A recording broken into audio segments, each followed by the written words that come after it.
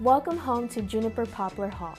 Juniper Poplar Hall, or JPH for short, is a 7-story residential community located on the south side of campus, just steps away from the College of Engineering. Juniper and Poplar are connected through the common lobby on the first floor. Rooms in Juniper Poplar are suite style, with suites consisting of 2 double occupancy rooms which share a bathroom. The bathroom is cleaned weekly by our custodial staff. There's a sink for each bedroom outside the bathroom. Each room comes furnished with a bed, desk, chair, and dresser for each student. It also comes with a shared closet space and a window. If you like to maximize your space, you can submit a maintenance request to have your bed raised up to 5 feet off the ground, allowing you to put your desk or dresser underneath. Each floor has a full kitchen ready for you to cook your favorite meals from home. And if you are not in the mood to cook, Juniper Dining is located on the first floor. This all-you-care-to-eat dining hall provides a wide variety of rotating options to accommodate different dietary preferences and needs. Or check out Juniper's Flip Kitchen. Here, one meal swipe gets you an entree and fountain drink. If you're looking for a few groceries or just a quick snack, the Corner Market at Juniper is also located on the first floor. It combines a convenience store with the style of a modern market. When you need to do laundry, you can use the facility located on the first floor. Just bring some quarters or load funds onto your Speed Clean app with your phone. It's up to you. Have some downtime? Go for a swim at Magnolia Pool right outside. To learn more about our housing options, visit usf.edu/housing. Get ready to live the Bulls life.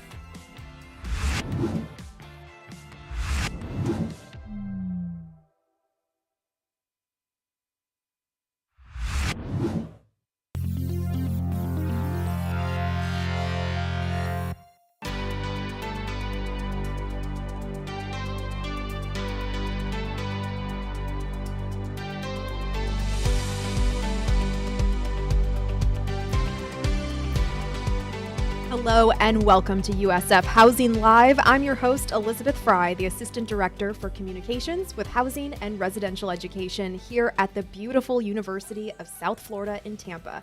We have an exciting episode planned tonight to help you prepare for college, and throughout this season, we'll be talking about on-campus housing, dining, financial aid, and so much more. So be sure to join us every other Wednesday evening at 6 p.m. to hear from campus experts and also have your questions answered live on the show. So tonight we'll be joined by 2 representatives from USF Dining. First, we'll be speaking with the Marketing and Communications Director. Then we'll also be joined by a registered dietitian. So be sure to drop your questions in the comments from wherever you're watching, and we'll be sure to answer as many as we can throughout tonight's show. Now, I'd like to introduce Jessica Cicalese. She is the Marketing and Communications Director for USF Dining. Jessica, thank you so much for being with us. How are you? Good. Thank you for having me back. Of course. We are happy to have you every year and happy to ask you some very important questions. So why don't you just start by telling us who you are and what you do here at USF. So I'm Jessica Cicalese. I'm the Marketing and Communications Director for USF Dining in Tampa, St. Pete, soon to be Sarasota, and I oversee our meal plan program on this campus in St. Pete as well, soon to be Sarasota, and I also oversee our programming, events, and really all things dining.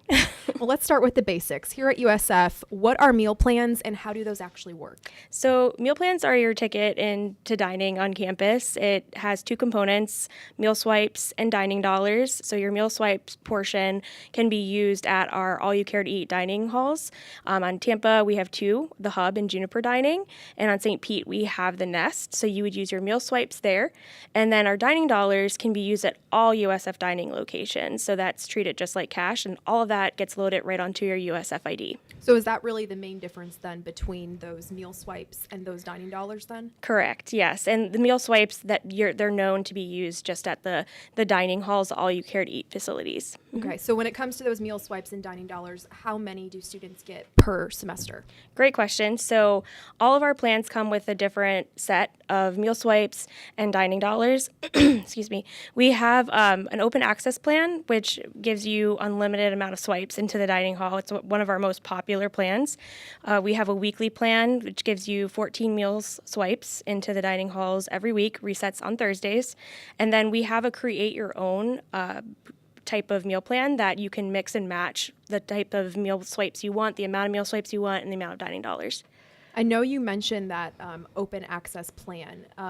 Guest vouchers come with that as well, Yes. correct? So can you talk a little bit about that and how that works? Yeah, that's one of students' favorite perks of the open access plan. There is a voucher that you can pick up once you select the open access plan the first week of class from the meal plan office, which is located in the Marshall Student Center, MSC 1502.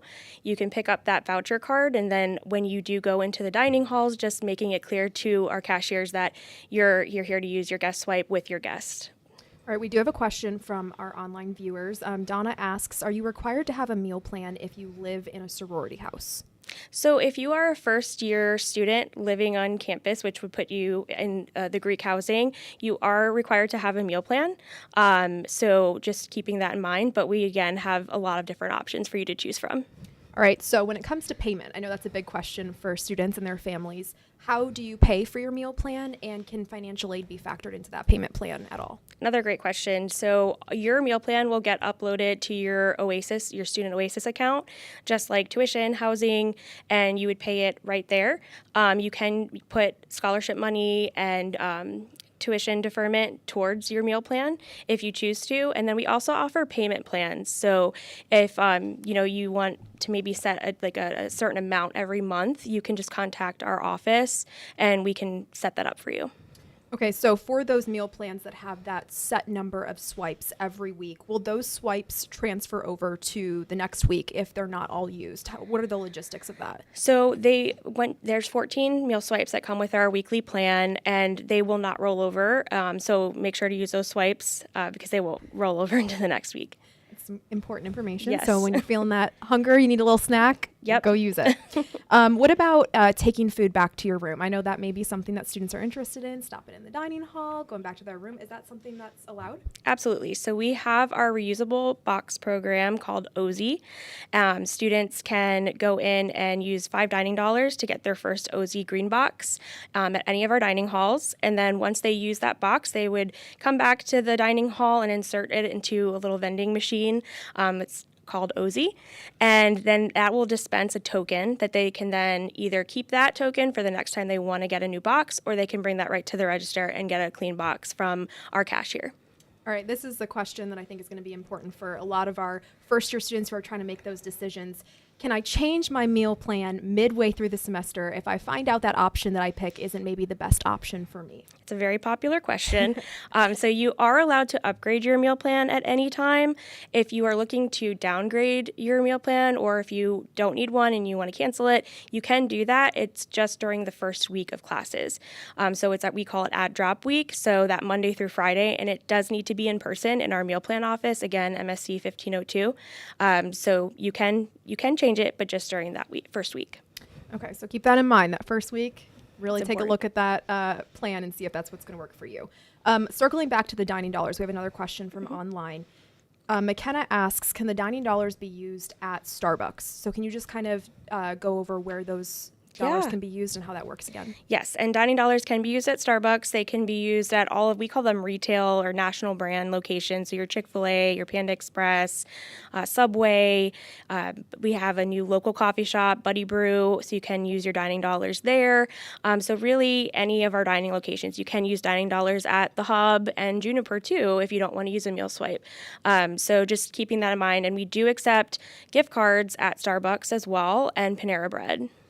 Perfect. Okay, so I do have a couple more questions coming in from online, but before I ask that, I do want you to just speak to when these meal plans go into effect, because I think that's kind of where questions are coming from. So when do they go into effect, and what do the options look like for students who may be here over summer? Yeah, so as soon as you select a meal plan, it immediately is activated onto your USF ID card, as long as your USF ID card is activated.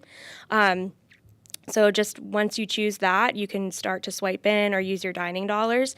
And if you're here for winter break, for summer, spring break, there's always a dining location open. So I would recommend going to our website, usfdining.com, and just checking out our hours of operation and seeing what locations are available and where you can use that meal plan. Okay, and that's kind of what Nikki was asking. She said her daughter is there for summer A. She heard that not a lot of places are open in the summer, so what will be open, and can she just do dining dollars alone for summer if not many places are open? So if you're a returning student, you absolutely can pick a dining dollar plan or just from one of our summer meal plans, which will go live on our website within the next month.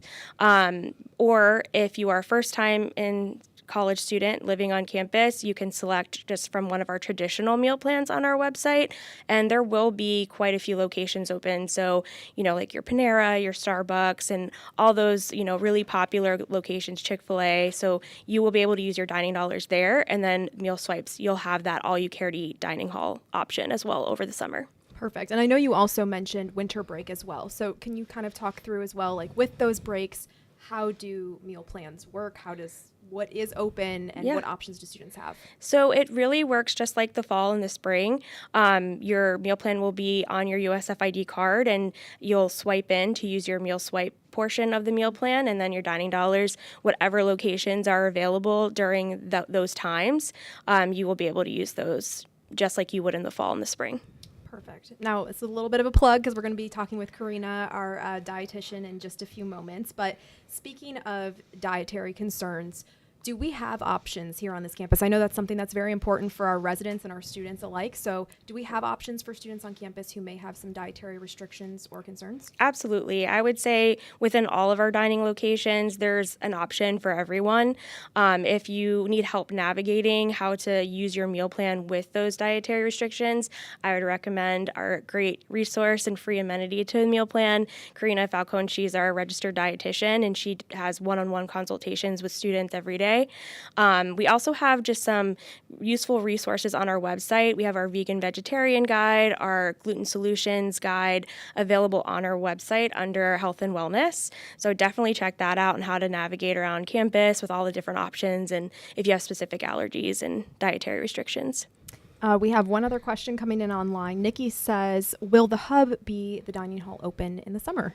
So for summer B, the hub has become our traditional dining hall open. So I feel confident that will most likely be our dining hall. So all right, yes. Nikki, you heard it here first. All right, Jessica, well, that is all the questions we have for you today. But if our viewers are watching or they watch this later, they have some questions that come up, how can they get in contact with you or your office? Yeah, absolutely. So the best place to start would be our website, usfdining.com. Go to our Contact Us tab. My information is on there. My direct phone number is on there, as well as our meal plan office manager's number. You can always follow us on Instagram or Facebook. We have a lot of great promotions and content on there, so definitely check that out. But I would definitely recommend going to our website first. And if those students need to stop by and talk to you during that first week of school to maybe make some changes to their plan, where's your office located again? Yes, so first floor of the Marshall Student Center, MSC 1502. Awesome. Well, Jessica, thank you so much. We appreciate you, and I'm sure we'll see you again next year. Absolutely. Thank you for having me back. Of course. Well, we will be right back with more USF Housing Live right after this, so don't go away.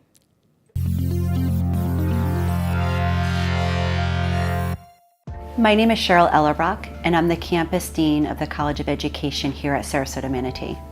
To be a part of a living learning community experience really says that you want to become that professional with that extra edge.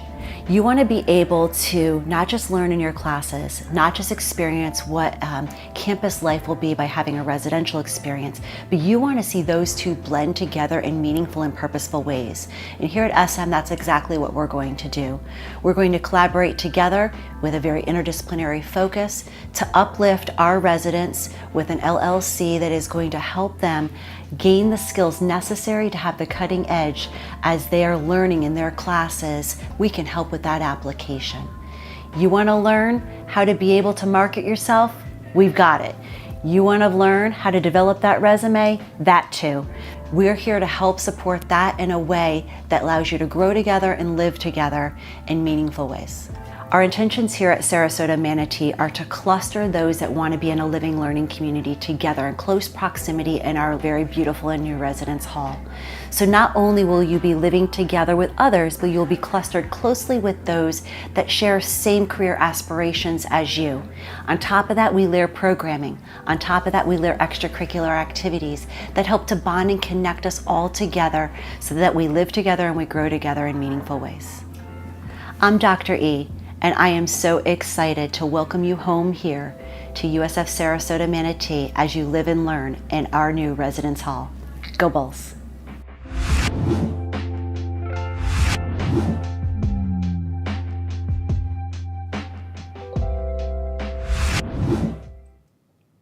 Welcome back. If you're just now joining us, this is USF Housing Live, and we're here to help you learn how to live the Bulls life here at USF. So ask us your questions in the comments, and we'll answer them live on the show. Now I'd like to introduce Karina Falcone. She is a registered dietitian for USF Dining. Karina, how are you doing? I'm good, thanks. How are you? Great. We are so excited to have you back, so thank you so much for being with us. For our viewers who are just joining us for the first time, can you just start by telling us who you are and what you do here at USF? My name is Karina, and I am the registered dietitian with USF Dining. It's my job to work with our students who have dietary restrictions and concerns and preferences, help them navigate using their plan. I also do a lot of fun events around campus and work with our operations teams. You provide a great resource for our students and residents. So kind of talk to us how you work with students who may have those dietary restrictions to build that plan that will work for them throughout the semester. I always try to meet with our students in person and have a consultation at one of our dining locations. I listen to them about what their dietary restrictions are, their preferences, their nutrition goals. From there, we kind of go through the resources that are currently available to them. I introduce them to the management team so they know exactly who to ask for questions and help. And I check in with them throughout the semester just to follow up, make sure everything is going smoothly. Now, obviously, our campus dietitians are, like I said, a great resource, but we know that there are several resources for students on campus. So in addition to you and your team, what other resources do our students have access to who may have dietary restrictions? Our most popular resource is our online website. There you can see the full menu for all of our dining locations. If you click on a recipe name, it'll give you the nutrition fact information. You can see the full ingredient list. You can see the top 9 allergen information. There's allergen filters and preference filters for like vegan, vegetarian dishes. There is also a really great free website called Feed Your Potential 365. It has a lot of blog articles, recipes, interviews with dietitians, and a lot more. So I know this is a question that most of our students and probably our families too are wondering, what's the cost? This sounds great, but how much am I going to have to pay in order to enjoy this? It's free. It's the best news. Yeah. So this is free for anyone who is a USF student then? All those resources I talked about are free, including the ones Jessica touched on earlier, the vegan vegetarian guides, the gluten guides. They're all on our website, all free. All right, so if you are working with a student, they have dietary restrictions, you've outlined this plan for them, is the expectation that they're going to be able to exercise that plan at that restaurant whenever they need to, or are they going to have to go and request like specific items or specific meals in order to be able to follow that plan? Every person's needs are different, and every need is considered on a case-by-case basis, and so that's part of what we talk about during our consultations.